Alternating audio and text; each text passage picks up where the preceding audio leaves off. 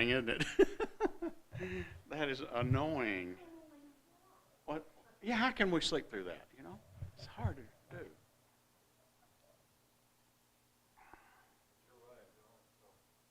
All right. That's probably okay. I never watched these. I never watched these. It'd be scary, especially if I were up here, you know. Okay, we're going to start out with number 549, a song picked by Shannon. There is sunshine in my soul. We haven't sang that one in quite a while, I don't believe.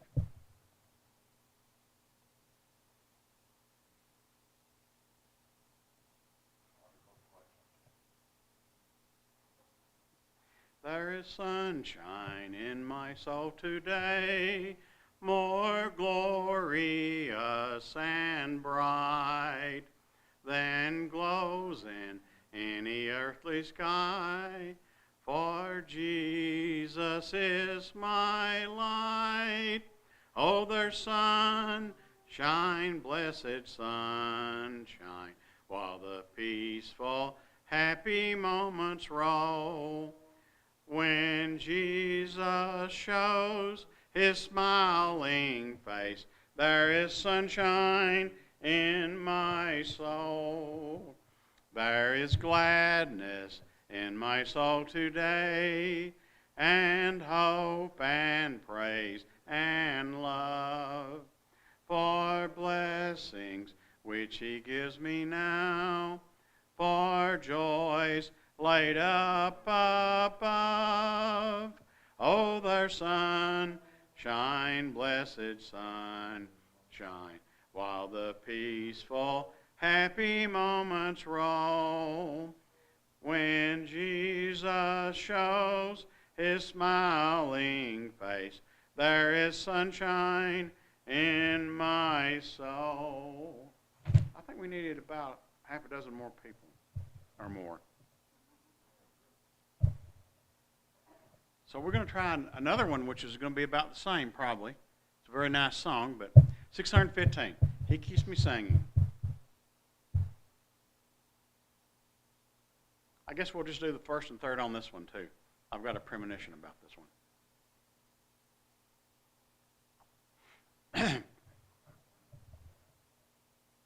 There's within my heart a melody. Jesus whispers sweet and low.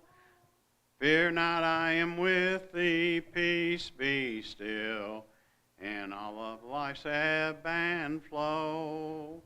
Jesus, Jesus, Jesus, sweetest name I know, fills my every longing, keeps me singing as I go.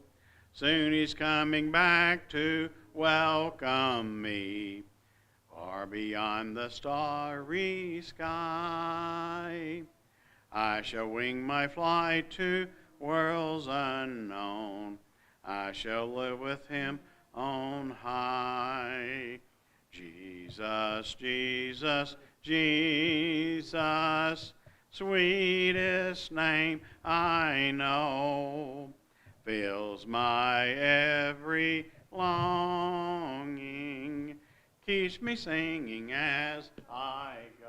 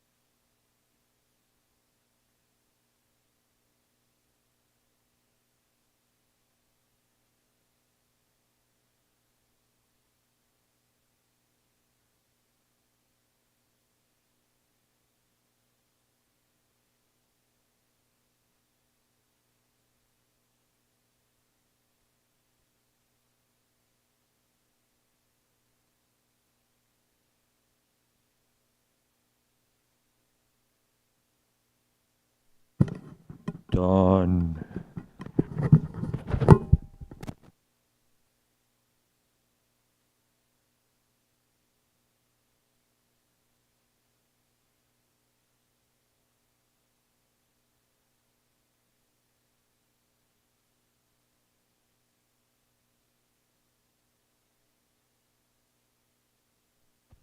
All right. I actually want to start out with a question before we go to our text for today. Tonight, what did you go out to see?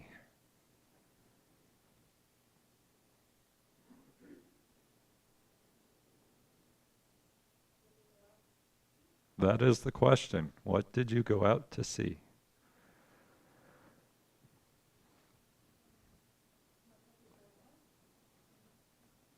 Okay, so you went out to watch your puppy, take him out for a walk. Anyone else want to chime in on this?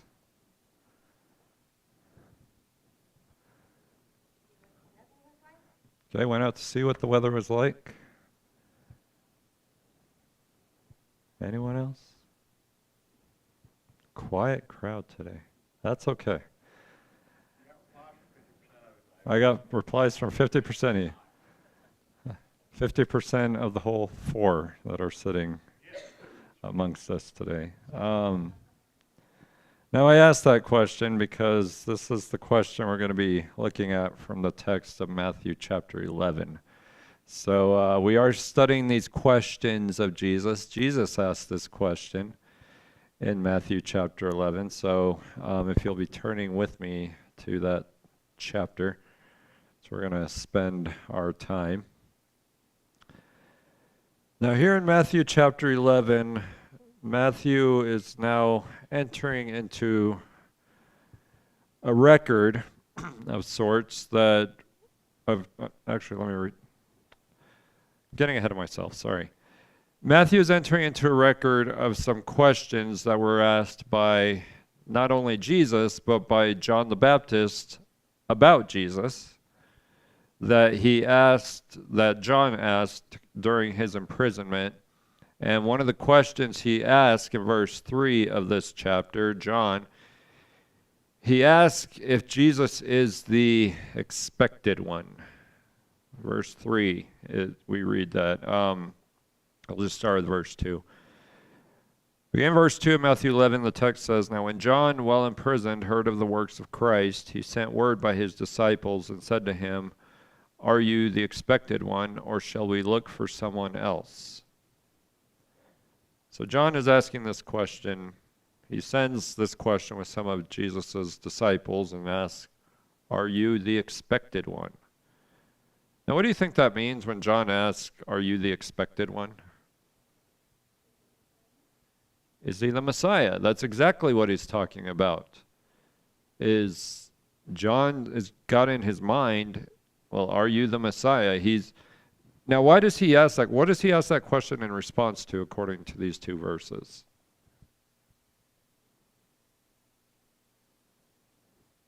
Why is he asking this question, in other words?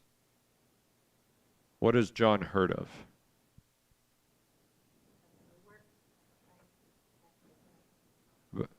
About the works of Christ. Now, what are works? What he does.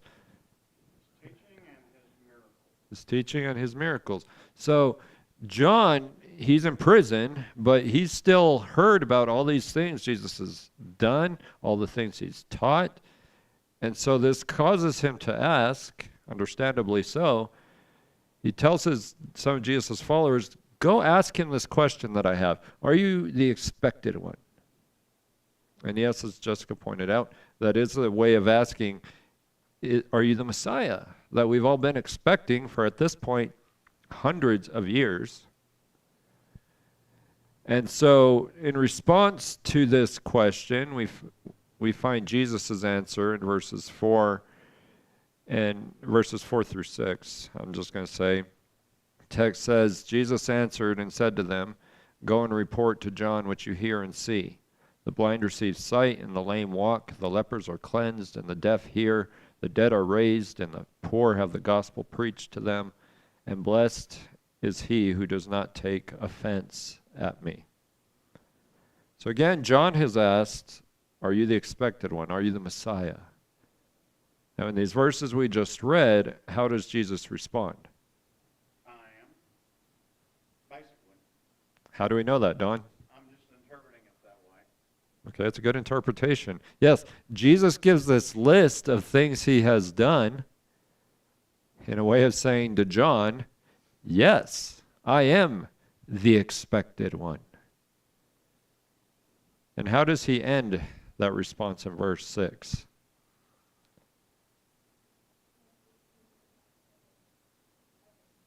Blessed is he who is not offended because of me. Unlike his enemies. Unlike his enemies.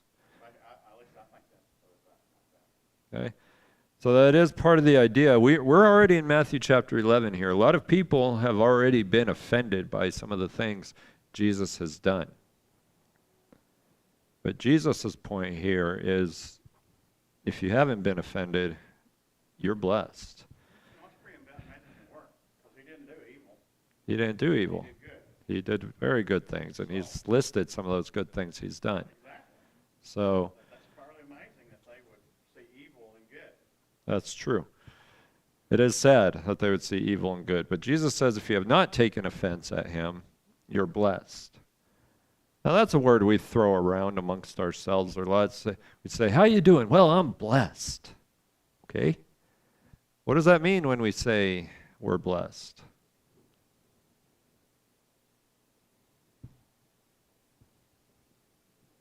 Crickets. Well, could mean I'm fortunate. Fortunate. Or maybe happy. If you're blessed, you're probably happy too. Shannon, are you blessed? Yep. Yes. Okay. What does that mean when you say you're blessed? Don kind of already gave us some examples. But in your relationship with God, what does it mean when you say you're blessed? What has God done for you? He's helped make life good. He's helped make life good. That's true. But even more specifically than that, this idea of blessed, it's the idea of you have God's approval on your life. If you want to know if you have God's approval on your life, just look at your life. Look at all the good things that you have. All the good things you have mean, at least to some degree, you have God's approval on your life. But the greatest way for us to get God's approval on our life, according to this verse, verse 6, is how?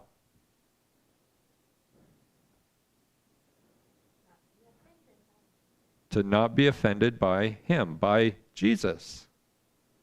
If Jesus offends you, trust me, you do not have God's approval on your life. So this is how Jesus responds to John's question. Well, look at all these things that have happened. And if you look at all these things that have happened, you are blessed if you are not offended by it, by any of these things that have happened, and by Jesus. Questions or comments on verses 2 through 6? Okay.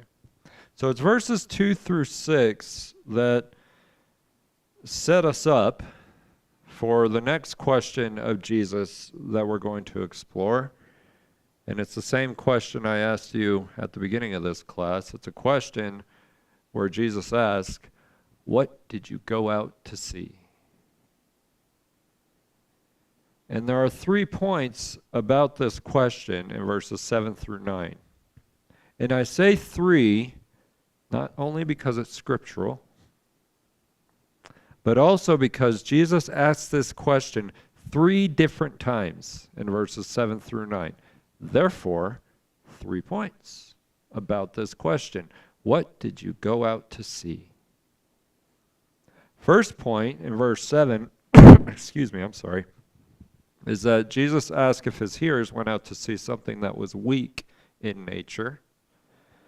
The second point we will examine from verse 8 is that Jesus asked if his hearers went out to see someone who was of royalty.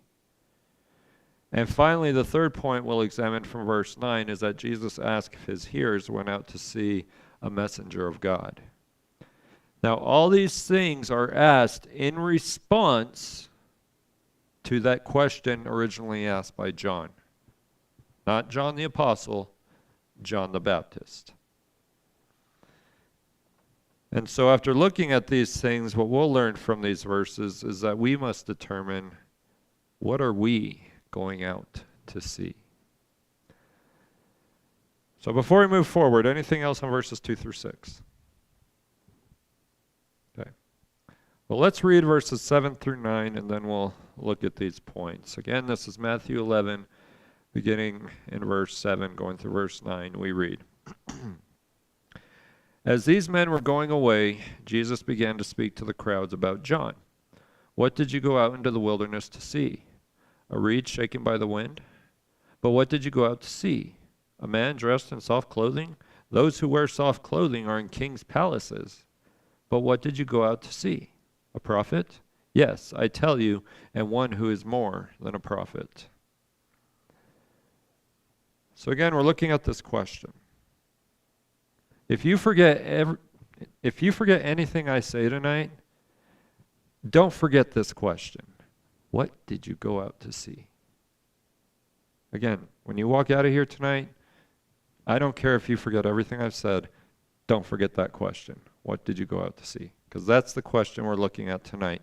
And first point, as I put it, Jesus asked if his hearers went to see something that was weak in nature. So, verse 7. I'm going to break this down. I love spending time with one verse because it allows us to break it down a little bit and look at it a little bit different, a little bit deeper, I should say. So Matthew establishes the point in the first part of this verse. He says, as these men who had been speaking with Jesus were going away, Jesus began to speak to the crowds about John. Now, who are the men that Jesus was speaking with?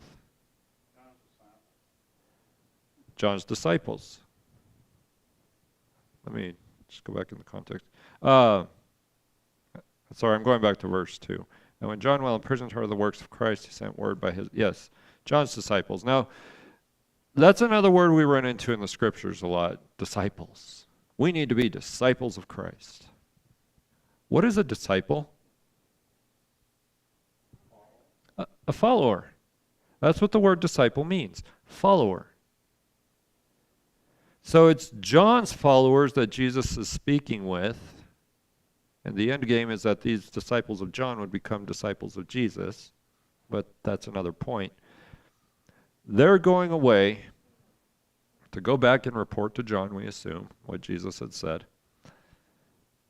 And what does Jesus do?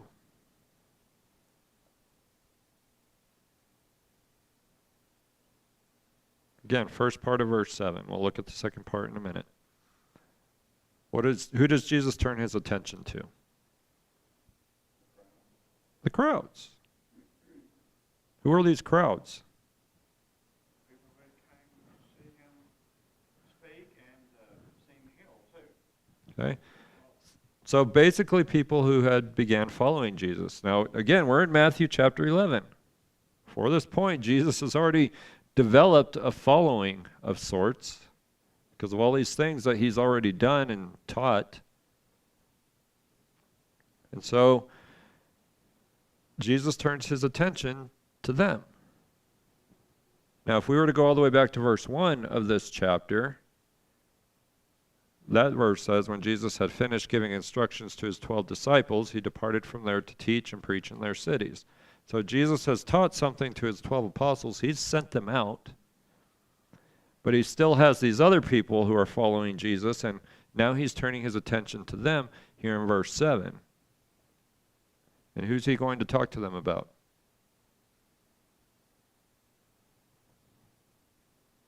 John. John the Baptist. So he's now turning his attention to these people, and he's saying, let me tell you something about John. And then he asks, not one question, but 2. That brings us into the second part of verse 7. That question we're exploring. He says, what did you go out in the wilderness to see? A reed shaken by the wind? So he brings up this concept of the wilderness. This is the only time we're going to see it in these verses we're exploring. But what is the wilderness as far as the Bible is concerned? Wildlands outside the cities. It's the desert. Now, whether you realize it or not, we live in a pretty wilderness area. Yep. In a lot of respects. In all respects, really. Here in Emery or in Carbon and Emery County, this is wilderness. It's desert. That's what the word wilderness in the Bible refers to in a lot of contexts, if not all contexts. But Jesus says, well, what'd you go into the wilderness to see? What does he ask next? A reed shaken by the wind. Now, can anyone tell me what a reed is?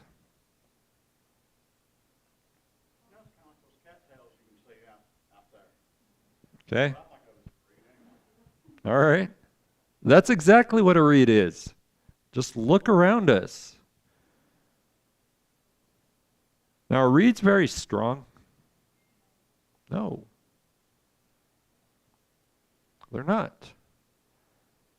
That's why Jesus says a reed shaken by the wind. The wind starts blowing, you can see those things moving back and forth. But this is about John. Since that's true, there's been some debate as to whether Jesus has in mind here a literal reed like we see just out our doors, or if he's talking about John. Now, if he's talking about John here, how is he picturing John in this particular case?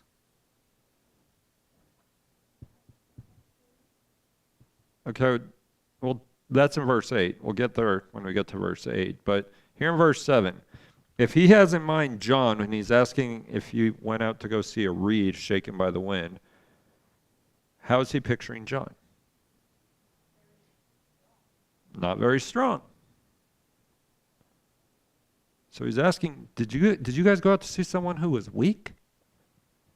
Now what he means by that is if he'd become weak and given up on his ministry, John, by all accounts, John was about 6 months older than Jesus.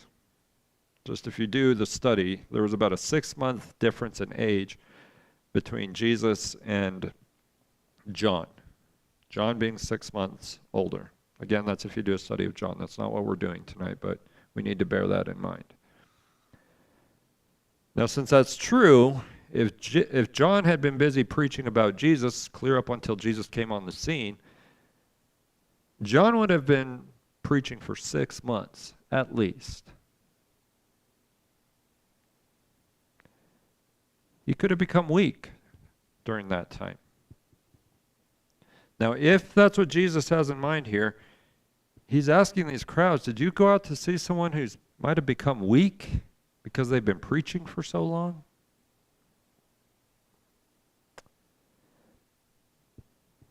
But that's not how he sees John. John had not become weak. By this point, he's in prison. That's one sign he had not become weak, because he was preaching so hard, he was put in prison for it.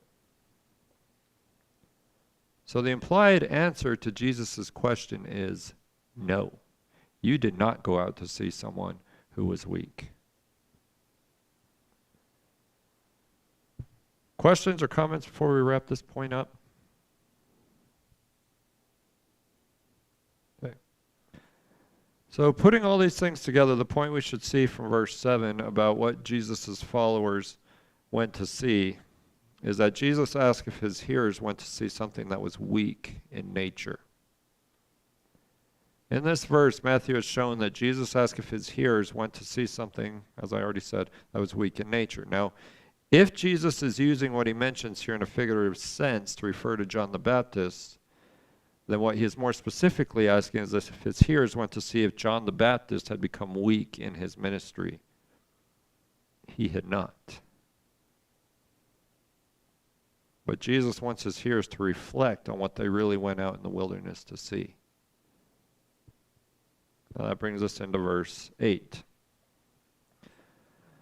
Jesus asked if his hearers want to see someone who was of royalty. Now this point is introduced in the first part of this verse.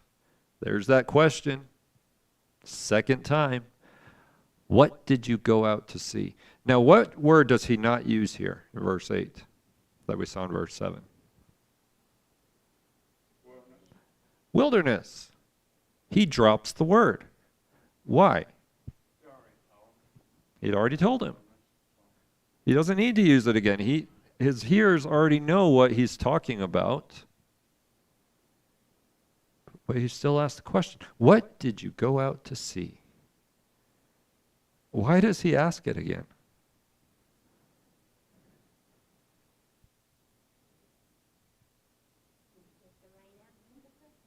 Okay, might say I didn't get the right answer the first time. Casey, you had something? To make them think. That is why we are studying these questions. Because Jesus asked questions all throughout his ministry. Why? To make people think. Sometimes he answers those questions for them. Other times he doesn't. But well, let me ask you, why do we ask questions?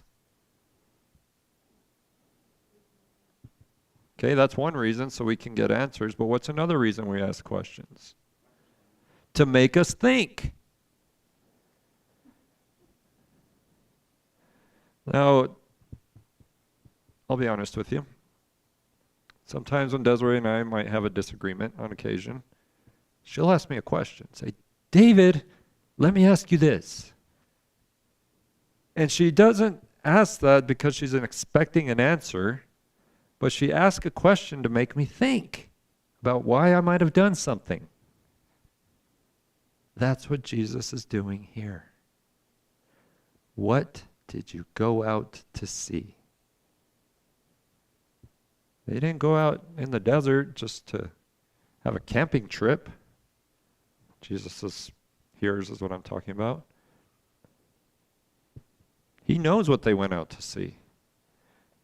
They went out to see what was going on with John the Baptist. But then he asks his next question. He changes the question. He now goes on to ask, did you go out to see a man dressed in soft clothing? Now we'll see what he's talking about here in a minute. But what is soft clothing? When you wear it, how does it feel? Like a robe. Now, Shannon, that jacket you're wearing, it looks pretty soft. I wish I was wearing it right now.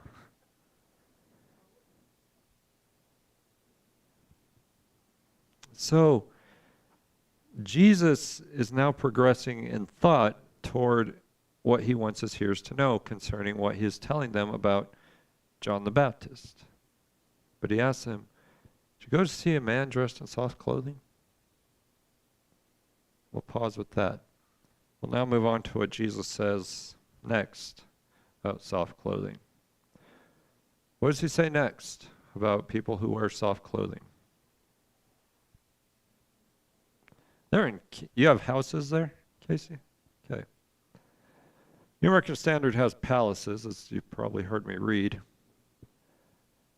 But that's who people back in Jesus' time in the first century, only kings and people of royalty wore soft clothing. So that means right now, Shannon, if you were living in the first century sitting in a church building right now, you'd be a queen. And I know you're the queen of your household where you live. I think Guy would agree with me on that. But that's what it is. That's what the point Jesus makes. Only kings wear soft clothing. Now, can anyone tell me what John the Baptist was wearing? That's some. What was it, Don? Bible trivia for you. If you don't remember, that's okay. It was. It was animal furs, camels. Matthew 3, verse 4. John was dressed with camel's hair and a leather belt around his waist. Do camels have soft hair? No. But I've never petted a camel. Have you petted a camel, Casey? They don't have soft hair. Very rough skin. Now, I had the privilege of doing it once when Desiree and I were on our trip out to Mediterranean back in the day, 2018. So what's the implied answer to Jesus' question here about whether they went to go out to see someone who has soft clothing? They didn't. The first century, you go out to the desert, you're not going to see someone dressed in soft clothing. What you're going to find are people like John, camel's hair, leather belts. So again, the answer is no. What did you go out to see? Someone in soft clothing? No. Well, why, Jesus? Because you don't find people in soft clothing out in the desert. They're in king's palaces. People like Caesar at this time of history. But again, well, that's the point Jesus makes here. You need to go to where Caesar lives to find people in soft clothing. You need to go where, I lost his name. Pilate. Sorry, lost his name there for a minute. Pilate had soft clothing because he was in rulership. John the Baptist, nope. Matthew 3, verse 4, he's wearing camel's hair and a leather belt. That is anything but soft. So again, the answer is no. You did not go out to the wilderness to see someone in soft clothing. Anything else on verse 8? All right. So verse 9. Jesus asked if his hearers went to see a messenger of God. First part of verse 9, question is again asked. But what did you go out to see? So I'll ask again, why does he ask this question? Make them think. He's asking the crowds, probably thousands of people, talking about John. Crowds, what did you go out to see? Think. Again, the word wilderness is dropped because it's unnecessary to include. So Jesus is once again helping his hearers to reflect. Why are you going out to the desert? Why are you going out to Moab? Why are you going out to Arches? Why are you going out to the swell? Going out to see a king? Well, you're not going to find one there. But now he asks a second question here in verse 9. Did you go out to see a prophet? So let's ask. And I've asked this before because we've run into this word before. What is a prophet?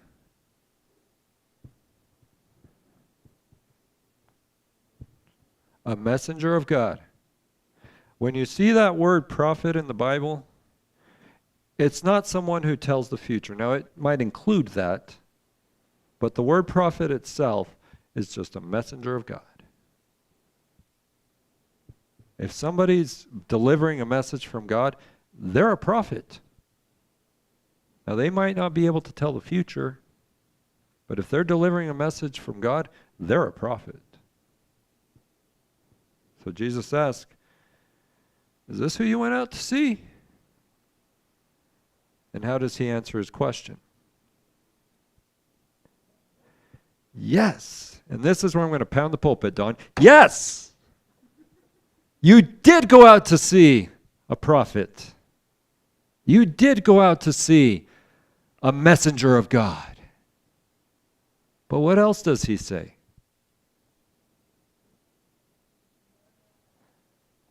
More than a prophet.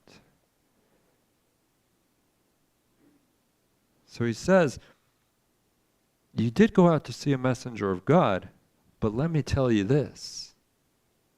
You went out to see someone who is more than a messenger of God. Now remember, he's talking about John the Baptist. So we have to ask the question here, why was John more than a prophet? John the Baptist.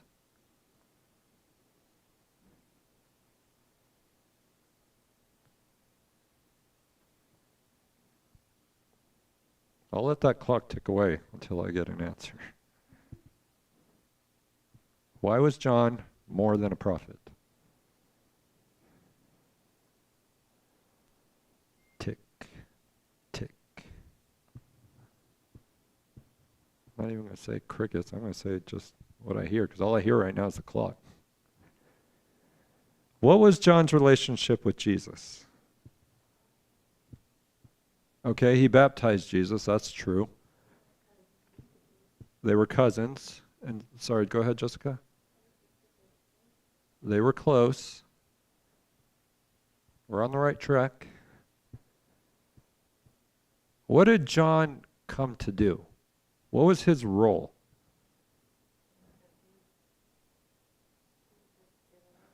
To introduce Jesus to the world. Now, you read the Old Testament, we have all kinds of prophets. Have Isaiah, Jeremiah. We've been looking at Daniel on Sunday mornings. Jesus would not say of them that they are more than a prophet.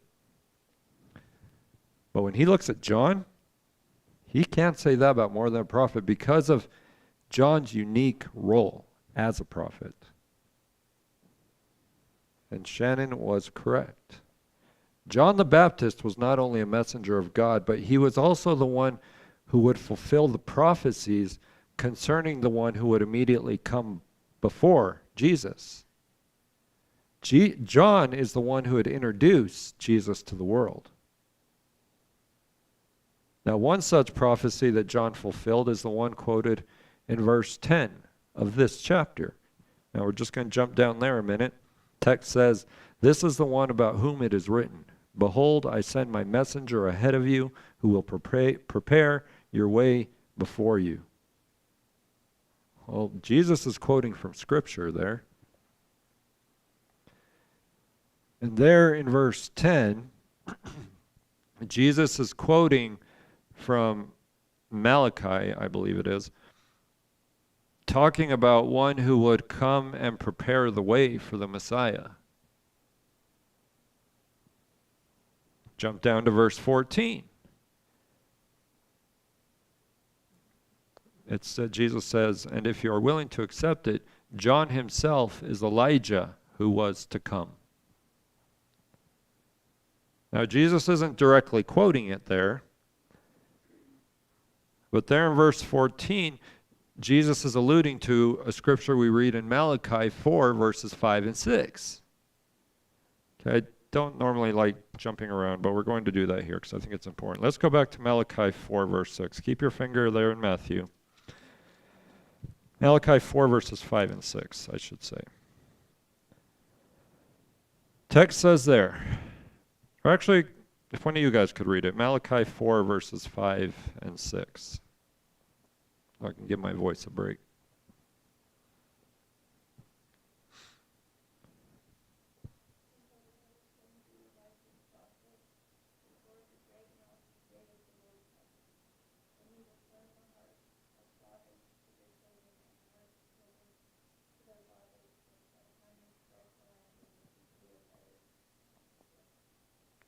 Thank you, Jessica.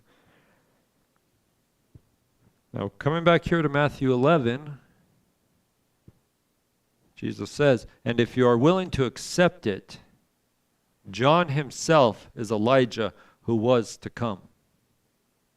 John is the one who fulfilled that prophecy that Jessica just read for us. John is that Elijah that God said through Malachi was going to come and restore people's hearts. These things and more are why Jesus says that John the Baptist was more than a prophet. Now, going back to his question, what did you go out to see? A prophet? Yes, and more than a prophet. Sorry, Don, I hope I didn't bust your eardrum there. I saw you cover your ear. Yeah. So the first two times Jesus asked, what did you go out to see? A reed shaken by the wind? No. What did you go out to see? Someone in soft clothing? Nope. What did you go out to see the third time? A prophet? Yes, a prophet. And more than a prophet. Because this man, John, came not only as a messenger of God, but he also fulfilled prophecies given by other prophets like Malachi.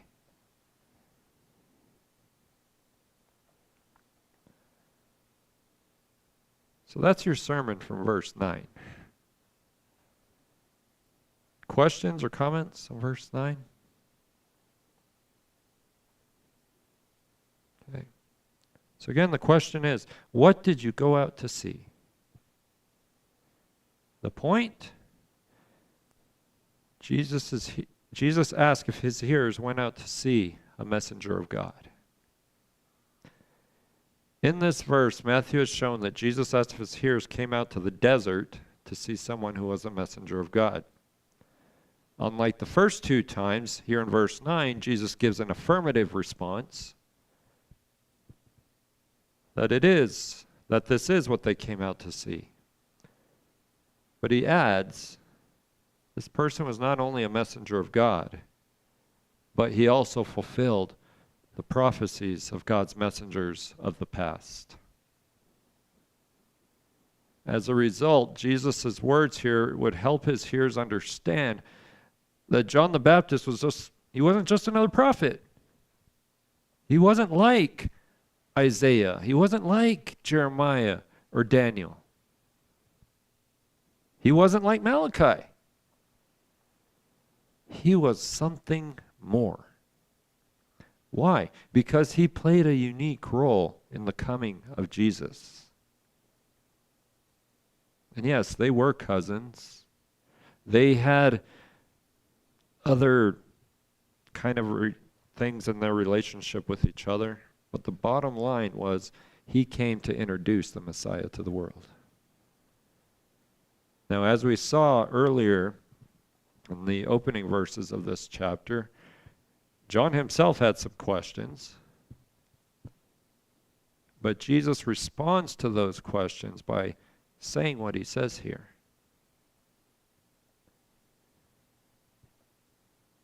And so when we consider everything that Matthew has recorded in these verses that we've looked at, the point we should see is the question Jesus has asked 3 times in these verses.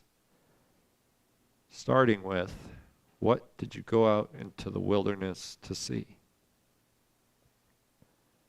Did you go out to see something in nature that was weak in nature?